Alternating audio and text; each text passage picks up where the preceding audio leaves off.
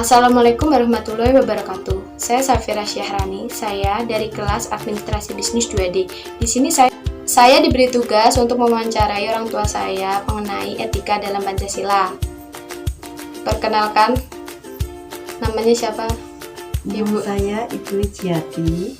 Ibu, etika itu apa sih?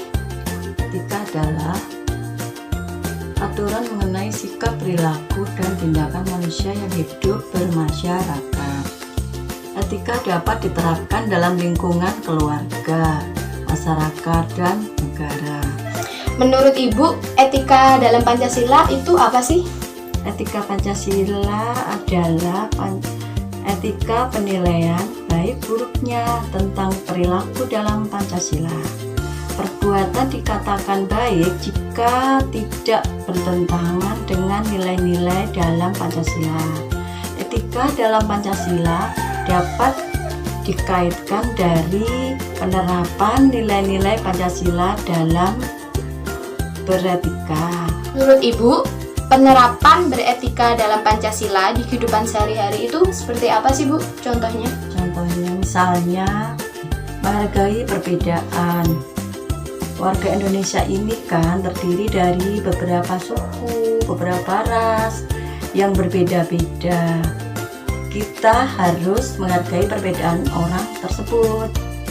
Terus apakah adakah contoh lain? Ada seperti toleransi dalam beragama, misalnya tidak memaksakan orang lain untuk menganut agama kita, tidak mencela, tidak menghina agama lain dengan alasan apapun, dan tidak mengganggu umat agama lain yang beribadah. Selain toleransi dalam agama, ada juga toleransi dalam lingkup masyarakat,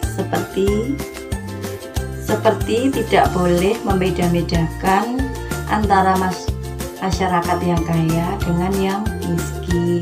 Selain dalam lingkup masyarakat, ada juga dalam lingkup keluarga. Seperti kita bisa mulai dari hal-hal kecil, saling menghormati antar anggota lingkup keluarga,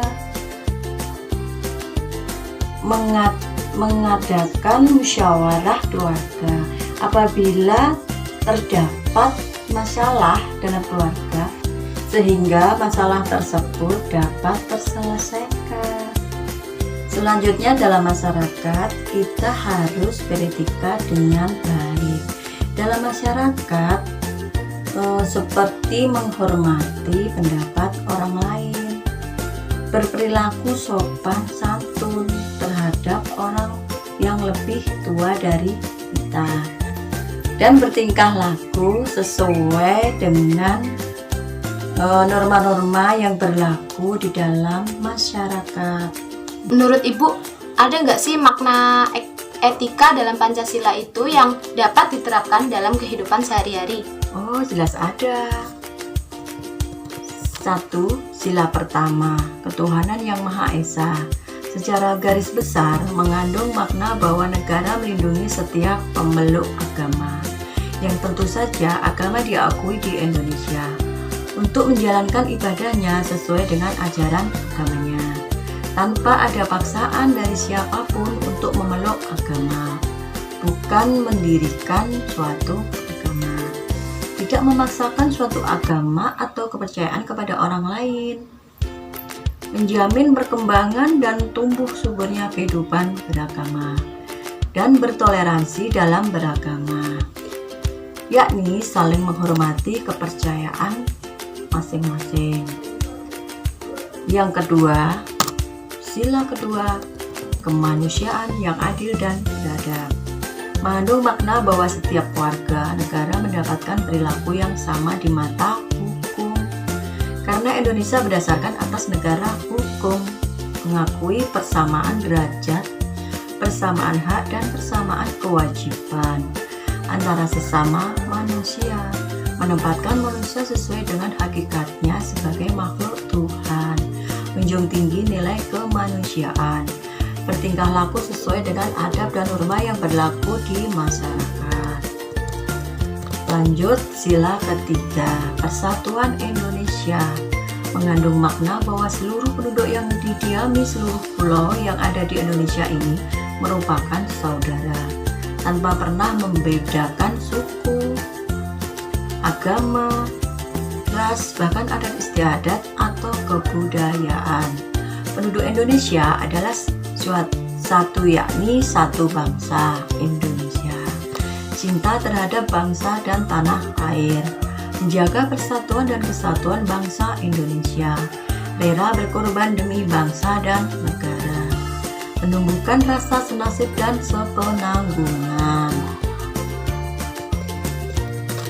Adapun sila yang keempat, kerakyatan yang dipimpin oleh hikmat, kebijaksanaan dalam permusyawaratan perwakilan, mengandung maksud bahwa setiap pengambilan keputusan hendaknya dilakukan dengan jalan musyawarah untuk mufakat, bukan hanya mementingkan segelintir golongan saja yang pada akhirnya hanya akan menimbulkan anarkisme. Tidak memaksakan kehendak kepada orang lain. Melakukan musyawarah artinya mengusahakan keputusan bersama secara bulat, baru sesudah itu diadakan tindakan bersama, mengutamakan kepentingan negara dan masyarakat. Adapun sila yang kelima, keadilan sosial bagi seluruh rakyat Indonesia, mengandung makna bahwa setiap penduduk Indonesia berhak mendapatkan penghidupan yang layak sesuai dengan amanat Undang-Undang Dasar 1945 dalam setiap lini kehidupan, mengandung arti bersikap adil terhadap sesama, menghormati dan menghargai hak-hak orang lain, kemakmuran yang merata bagi seluruh rakyat. Seluruh kekayaan alam dan isinya dipergunakan bagi kepentingan bersama, menurut potensi masing-masing. Segala usaha diarahkan kepada potensi rakyat, memupuk perwatakan dan peningkatan kualitas rakyat, sehingga kesejahteraan tercapai secara merata. Kehidupan di sini tidak hanya hak untuk hidup, akan tetapi juga kesetaraan dalam hal mengenyam pendidikan. Oh, begitu, Bu.